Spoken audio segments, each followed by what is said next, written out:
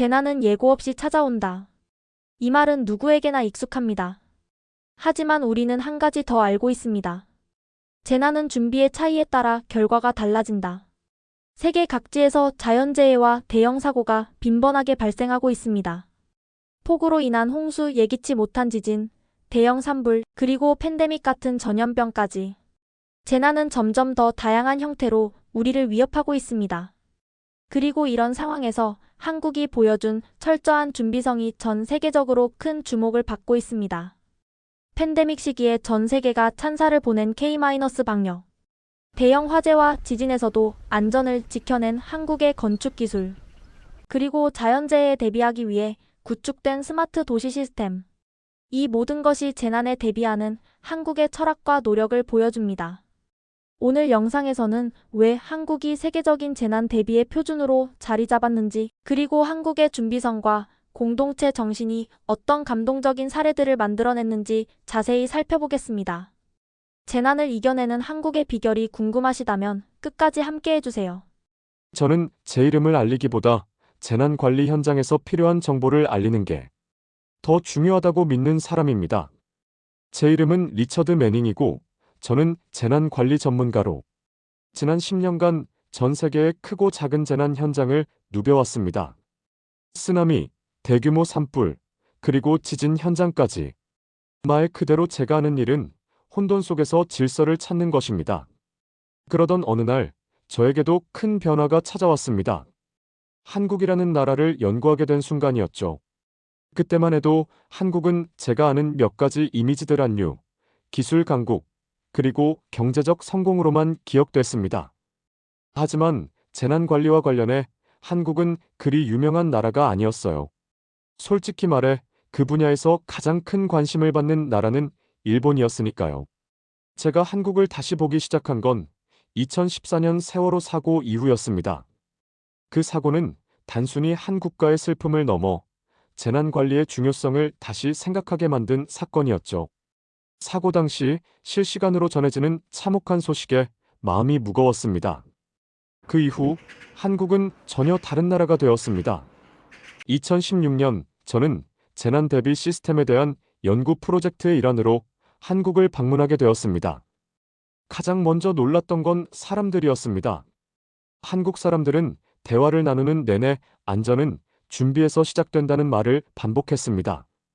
특히 정부 관계자들과의 인터뷰에서 이 말이 빠지지 않았죠. 리처드 씨, 우리는 세월호 사고 이후 많은 걸 배웠습니다. 국민의 생명은 단순히 대응이 아닌 예방과 준비로 지켜야 한다는 걸요. 그때 저는 그 말이 단지 원론적인 이야기가 아니란 걸 곧 깨닫게 되었습니다. 서울 도심 한가운데 위치한 국민안전처 재난통합대응센터를 처음 방문했을 때의 충격은 잊을 수 없습니다. 수백 개의 모니터가 실시간으로 움직이는 모습, 한눈에 보기에도 체계적으로 정리된 데이터들. 저는 이런 센터를 미국에서도 본 적이 있지만 한국은 접근 방식이 조금 달랐습니다. 재난을 관리하는 방식에서 단순히 대응에 머무르지 않고 항상 예방과 훈련을 우선시하고 있었죠. 예를 들어 한국의 지진 대비 시스템은 정말 놀라웠습니다. 제가 방문한 포항 지역에서는 매년 지역 주민들을 대상으로 실제 지진을 가정한 대피 훈련을 진행하고 있었습니다. 훈련 장면을 지켜보며 저는 잠시 생각에 잠겼습니다. 이게 정말 필요할까? 지진은 드문 재난이고 대부분의 사람들은 일상에서 느낄 일이 없을 텐데. 하지만 제 옆에 있던 지역 공무원은 이렇게 말했습니다. 리처드 씨, 재난은 언제든지 찾아옵니다. 준비되지 않은 사람은 두 번째 기회를 얻지 못해요. 그래서 우리에겐 이 훈련이 필수입니다. 그 말이 유난스럽게 느껴지지 않았던 건 그들의 진지한 태도와 주민들의 적극적인 참여 때문이었습니다. 훈련을 받는 아이들과 어르신들까지도 모두 진지하게 임했죠. 저는 한국을 여러 번 방문하며 재난 대비 시스템이 단순히 기술이나 설비에서 끝나지 않는다는 걸 알게 됐습니다. 그것은 이미 문화였습니다. 예를 들어 서울의 스마트 재난 관리 시스템을 보면 놀라울 정도로 정교합니다. 도로 곳곳에는 홍수와 화재를 실시간으로 감지하는 IoT 센서가 설치되어 있고 기상 변화에 따라 대피로와 위험 지역이 자동으로 분석됩니다. 하지만 그 시스템을 운영하는 사람들을 만나면서 저는 또 한 번 놀랐습니다. 우리는 재난 관리가 단순히 일이 아니라 우리 삶의 일부라고 생각해요. 한국 사람들이 재난을 단순히 위험 요소가 아닌 극복해야 할 생활의 일부로 받아들이고 있었던 겁니다. 제 경험에 따르면 많은 나라들은 재난이 발생한 후에야 뒤늦게 대책을 세우곤 합니다. 하지만 한국은 달랐습니다. 이곳에서 배운 가장 큰 교훈은 미리 대비하는 준비성이었습니다. 세월호 사고 이후 그들은 더 많은 비용과 노력을 들여 예방에 집중했습니다. 비록 비용이 들더라도 안전에는 타협이 없다는 철학이 그 중심에 있었습니다. 저는 이제 한국을 단순히 기술 강국으로만 보지 않습니다. 그들의 재난 대비 철학은 기술 이상의 의미를 지니고 있습니다. 한국의 준비성과 철학은 전 세계가 배워야 할 교훈이라고 믿습니다. 물론 저도 한국의 재난 대비 시스템을 처음 접했을 때 저는 솔직히 약간은 의심스러웠습니다. 정말 이렇게까지 철저히 준비할 필요가 있을까? 하지만 제가 직접 보고 경험한 한국의 재난 대응 사례들은 그 의심을 완전히 지워버렸습니다. 오늘은 제가 직접 조사하고 목격했던 몇 가지 놀라운 사례들을 통해 왜 세계가 한국의 재난 대응을 표준으로 삼으려 하는지 그 이유를 전해드리겠습니다. 제가 처음 한국의 팬데믹 대응을 알게 된 건 코로나19 초기 상황이었습니다. 당시 전 세계는 혼돈에 빠져 있었습니다. 유럽에서는 병원이 과부하에 걸리고 미국에서는 마스크 부족으로 큰 혼란이 있었습니다. 그런데 한국은 상황이 달랐습니다. 마치 이미 모든 걸 예측한 것처럼 빠르고 조직적으로 대응했죠. 제가 가장 놀랐던 건 바로 드라이브스루 검사였습니다. 한국에서는 차 안에 앉아 5분 만에 코로나 검사를 받을 수 있었습니다. 저는 이 아이디어가 얼마나 간단하면서도 효과적인지 깨달았죠. 왜 다른 나라들은 이렇게 하지 못했을까? 그 답은 준비에 있었습니다. 한국은 이미 메르스 MRS 사태 이후 대규모 감염병에 대한 대응 매뉴얼을 체계적으로 구축해 두었기 때문입니다. 또한 자가 격리 앱은 정말 놀라운 기술적 해결책이었습니다.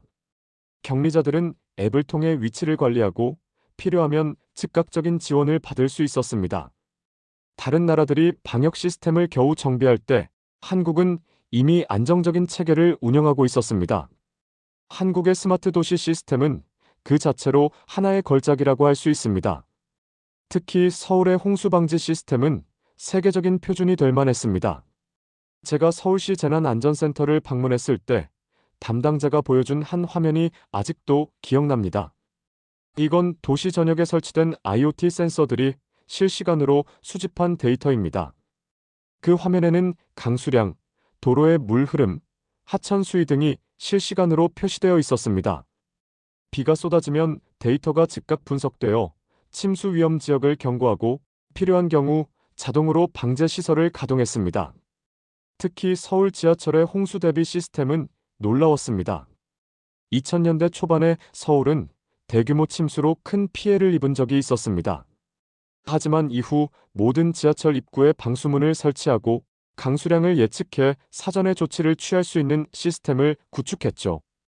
2019년 저는 우연히 서울을 방문했을 때 갑작스러운 폭우를 경험한 적이 있습니다. 하지만 도시 곳곳의 배수 시스템이 빠르게 작동하는 모습을 보고 감탄할 수밖에 없었습니다. 이곳 사람들은 그냥 운이 좋은 게 아니구나. 이건 준비의 결과다. 건축 전문가로서 저는 항상 건축물이 재난에 얼마나 잘 견디는지에 관심이 많습니다. 그런데 한국의 건축 기술은 단순히 튼튼한 정도가 아니었습니다. 그것은 과학이자 철학이었습니다. 예를 들어 제가 방문했던 한인타운의 사례는 전 세계적으로도 손꼽히는 모범 사례였습니다. 모든 건물이 철근 콘크리트로 지어져 있었고 화재에 대비한 자동 스프링클러 시스템과 방화벽은 정말 인상적이었습니다. 특히 건물 옥상에 설치된 살수장치는 주변에서 날아올 불씨를 차단하기 위해 특별히 설계된 것이었습니다. 한 건축 관계자가 저에게 이렇게 말했습니다. 한국에서는 문제가 발생한 후에야 대처하기보다 문제가 생기지 않도록 미리 준비하는 것이 더 중요합니다. 그리고 그 준비가 실제로 재난 속에서 사람들의 생명을 구했습니다. 왜 세계가 한국의 사례를 배우고 있는가? 한국의 재난 대응 사례는 단순히 기술력 때문이 아닙니다. 그 중심에는 예방이라는 철학이 있었고 공동체 정신이라는 강력한 힘이 있었습니다. 제가 만난 한국의 전문가들은 한결같이 말했습니다. 재난은 피할 수 없지만 준비와 연대는 우리가 이겨낼 수 있게 해줍니다. 저는 이제 다른 나라를 방문할 때마다 이 이야기를 전합니다. 한국을 보세요. 그들은 이미 재난을 준비하는 방법을 알고 있습니다. 그리고 저 역시 한국에서 배운 교훈을 제1에 적용하려 노력하고 있습니다. 한국의 대도시 시스템과 국가적 재난 대비 전략이 놀라운 건 사실입니다. 하지만 제가 진짜 감동을 느낀 순간은 작은 커뮤니티들이 보여준 연대와 준비성을 마주했을 때였습니다. 특히 재난 현장에서 만난 한인 커뮤니티의 행동은 제가 평생 재난 관리 현장에서 배운 것들을 다시 돌아보게 만들었죠. 오늘은 한국의 작은 커뮤니티들이 보여준 대단한 힘, 그리고 그 속에서 제가 느낀 감동을 이야기해 보겠습니다. 2021년 저는 미국 LA에서 발생한 대규모 산불 현장을 취재하던 중 충격적인 이야기를 들었습니다. 산불로 인한 피해가 너무나 커서 수많은 지역이 잿더미로 변해버린 상황. 그런데 한인타운만은 불길 속에서도 멀쩡히 살아남았다는 것이었습니다. 처음엔 믿기 어려웠습니다. 그게 가능해? 하지만 제가 직접 한인타운을 방문해보고 그들이 어떻게 준비했는지 들었을 때는 놀라움과 감탄을 금할 수 없었습니다. 한인타운의 건물 대부분은 화재에 강한 철근 콘크리트 구조로 지어졌습니다. 방화벽, 자동 스프링클러, 연기 감지 시스템 등 모든 시설이 완벽히 준비되어 있었죠. 그리고 산불이 발생하자마자 한인 커뮤니티는 자발적으로 모였습니다. 누군가는 옥상에서 불씨를 감시했고 누군가는 대피소에서 이재민들을 돌봤습니다. 저는 한인 커뮤니티의 단합된 모습에 큰 감동을 받았습니다. 그들은 단순히 준비된 시스템을 믿고 가만히 있지 않았습니다. 이곳은 단순한 상가가 아닙니다. 우리는 가족입니다. 그곳에서 만난 한 주민의 말이 아직도 기억에 남습니다. 몇 년 전 태풍 하이선이 한국 남부 지역을 강타했을 때 저는 경남의 한 작은 농촌 마을을 방문했습니다. 태풍으로 인해 마을 곳곳이 침수되고 농작물이 망가지는 등 큰 피해를 입은 상황이었죠. 하지만 그곳의 주민들은 결코 절망하지 않았습니다. 오히려 함께 뭉쳐 위기를 극복하는 모습을 보여주었습니다. 태풍이 지나간 다음 날 마을 주민 모두가 침수된 논밭으로 나와 복구 작업을 시작했습니다. 70대 노인부터 10대 학생들까지 모두가 힘을 합쳐 잃어버린 농작물을 다시 심고 물길을 정리했죠. 마을 주민들은 집마다 남아있는 식량과 생필품을 나누어 이웃들에게 전했습니다. 우리는 하나입니다. 함께 나누면 못 이겨낼 일이 없어요. 그곳의 분위기는 단순히 이웃이 아닌 가족 같은 유대감으로 가득 차 있었습니다. 저는 그들이 서로를 돕는 모습을 보며 재난 속에서도 희망이 무엇인지 다시금 느낄 수 있었습니다. 서울에서는 또 다른 특별한 사례를 목격했습니다. 2020년 여름 서울에 기록적인 폭우가 내리며 일부 지역이 침수되었습니다. 그 중에서도 한 커뮤니티 아파트 단지는 침수 피해가 거의 없었습니다. 이유는 주민들이 비상대응 네트워크를 만들어 폭우에 대응했기 때문이었죠. 이 작은 커뮤니티들의 사례에서 제가 배운 것은 진짜 재난 대응의 핵심은 사람들 간의 신뢰와 연대라는 것입니다. 한국의 커뮤니티들은 단순히 정부의 도움만을 기다리지 않았습니다. 그들은 스스로 준비했고 스스로 행동했습니다. 그리고 그 연대는 단순히 위기를 극복하는 데 그치지 않았습니다. 그 속에서 사람들은 더 깊이 연결되고 더 강해졌습니다. 이제 저는 전 세계 재난 관리 현장에서 이렇게 말하곤 합니다. 한국을 보세요. 작은 커뮤니티도 기적을 만들 수 있습니다. 한국을 방문하고 그들의 철저한 재난 대비 시스템과 공동체 정신을 경험한 뒤 저는 하나의 질문을 떠올렸습니다. 이 시스템이 세계적으로 도입된다면 얼마나 많은 생명을 구할 수 있을까? 그리고 놀랍게도 제가 한국에서 만난 그 혁신적인 준비성과 철학은 이미 세계 곳곳에서 주목받기 시작했습니다. 오늘은 제가 직접 목격한 한국의 재난 대비 시스템이 세계 표준으로 자리 잡아가는 과정을 소개하려 합니다.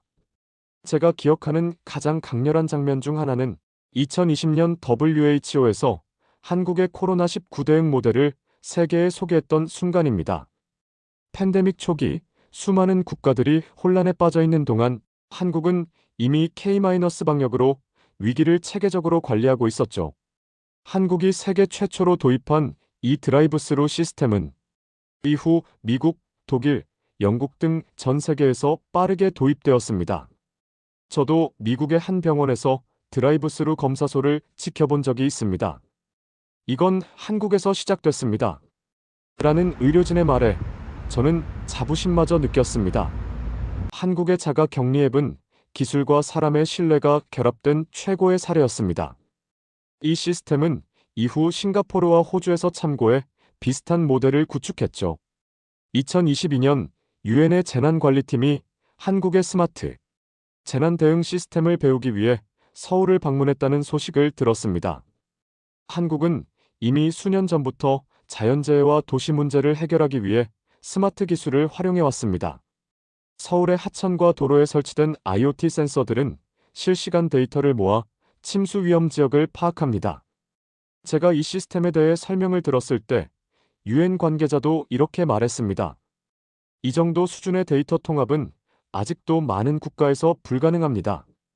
이후 인도네시아, 태국 등 홍수, 피해가 빈번한 국가들이 서울의 시스템을 본보기로 삼아 유사한 모델을 개발하기 시작했습니다. 그리고 한국의 학교와 공공기관에서는 정기적으로 재난 대비 훈련을 실시합니다. 일본과 더불어 이 훈련은 아시아 태평양 지역 국가들에게 큰 영향을 주었고 지금은 베트남과 필리핀에서도 재난 훈련이 교육 과정에 포함되었습니다. 한국의 준비성은 단순히 기술이나 시스템으로 끝나지 않습니다. 그 중심에는 생명과 안전은 최우선이라는 철학이 자리 잡고 있습니다. 제가 만난 한 한국의 재난관리 전문가는 이렇게 말했습니다. 안전을 위한 투자는 낭비가 아닙니다. 그것은 우리의 미래를 지키는 가장 확실한 방법입니다. 이 철학은 단순히 한국만의 이야기가 아닙니다. 이제 세계가 한국을 배우고 그 철학을 공유하며 새로운 표준을 만들어가고 있습니다. 저는 이제 확신합니다. 한국이 보여준 준비성과 철학은 단지 한 나라의 성공이 아닙니다.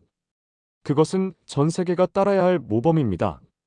재난은 피할 수 없습니다. 하지만 한국이 보여준 것처럼 철저히 준비하고 함께 연대한다면 우리는 그 어떤 위기도 이겨낼 수 있습니다. 제가 한국에서 배운 가장 큰 교훈은 이것입니다. 준비된 사람은 절망하지 않는다. 준비된 공동체는 희망을 만든다. 한국의 사례는 단순히 한 나라의 성공 이야기가 아닙니다. 그들의 준비성과 철학은 전 세계가 따라야 할 새로운 표준이며 앞으로 다가올 재난 속에서도 희망의 씨앗이 될 것입니다. 여러분의 커뮤니티는 준비되어 있나요? 재난은 국경도 인종도 가리지 않습니다. 하지만 한 가지 분명한 것은 서로를 믿고 의지하며 함께 준비하는 공동체는 그 어떤 위기 속에서도 살아남을 수 있다는 사실입니다. 지금 여러분의 커뮤니티는 재난에 얼마나 준비되어 있나요? 우리는 서로를 신뢰하고 함께 손을 맞잡고 미래를 준비하고 있나요? 한국의 이야기는 단지 감동으로 끝나지 않습니다. 그것은 우리 모두가 실천할 수 있는 희망의 메시지입니다. 한국이 보여준 것처럼 준비성과 연대는 기적을 만듭니다. 지금 이 순간 여러분의 커뮤니티에서도 작은 준비와 연대를 시작해 보세요. 그것이 곧 미래를 바꾸는 첫걸음이 될 것입니다. 혼자 가면 빨리 갈 수 있지만 함께 가면 더 멀리 갈 수 있다. 한국이 증명한 이 진리는 우리 모두가 잊지 말아야 할 메시지입니다. 끝까지 시청해주셔서 감사합니다. 좋아요와 구독, 그리고 여러분의 생각을 댓글로 나눠주세요. 함께 더 나은 미래를 만들어 갑시다.